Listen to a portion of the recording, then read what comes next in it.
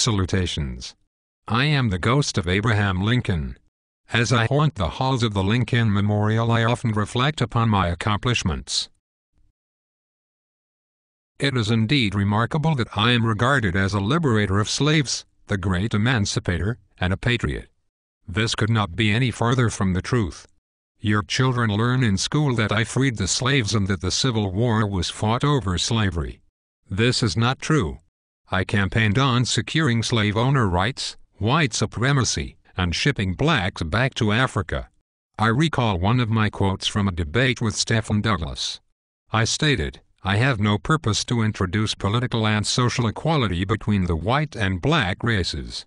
There is a physical difference between the two, which, in my judgment, will probably forever forbid our living together upon the footing of perfect equality. I am in favor of the race to which I belong having the superior position."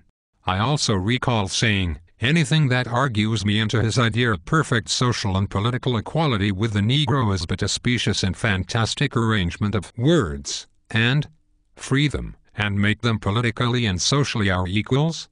My own feelings will not admit of this. We cannot, then, make them equals."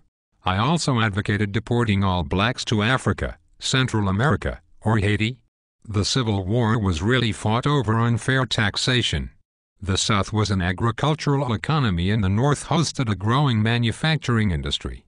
The South relied heavily on exporting cotton and other items to produce income. Lincoln's enforcement of the more real tariff tax caused an unproportionate amount of federal tax revenue to be plundered from the pockets of Southerners. The citizens of the South noticed that most tax dollars were being spent on projects in the North such as bridges, roads, and railroads. The Southern people attempted to peacefully secede, but were subsequently invaded for invoking the natural right of secession as our founding fathers did so before us when they broke away from King George of England. It is quite comical that Americans actually believe my hastily formed lie that the Civil War was fought to free the slaves. Indeed, 95% of the rest of the world peacefully freed slaves via compensated emancipation. Money in exchange for the freedom of slaves resulted in economic capital for the landowner, investment in developing technologies for agricultural use, and most important, a nonviolent solution which granted freedom for slaves. George W. Bush and warmonger Obama both took a page from my playbook and created similar policies/laws that suspend the Constitution and condone human atrocities. George W. and Obama have voted to enact and repass the Patriot Act, wage unconstitutional wars. Thus they are continuing my suspension of habeas corpus and practically shredding the remnants of the Constitution. In great dictatorship fashion I suspended habeas corpus. An order I decreed on May 18, 1864, to General John Dex sums up my great respect for the Constitution.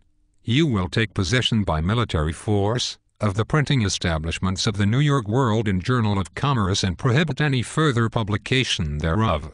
You are therefore commanded forthwith to arrest and imprison the editors, proprietors and publishers of the aforesaid newspapers." For good measure, I had all telegraph communication in the North censored as well. So there you have it.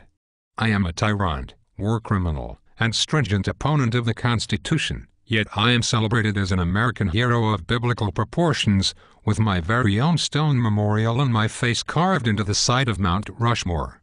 Whatever you do, do not read Thomas Dilorenzo's The Real Lincoln or the Kennedy Brothers' book The South Was Right. May God bless America and may the Union be forever preserved.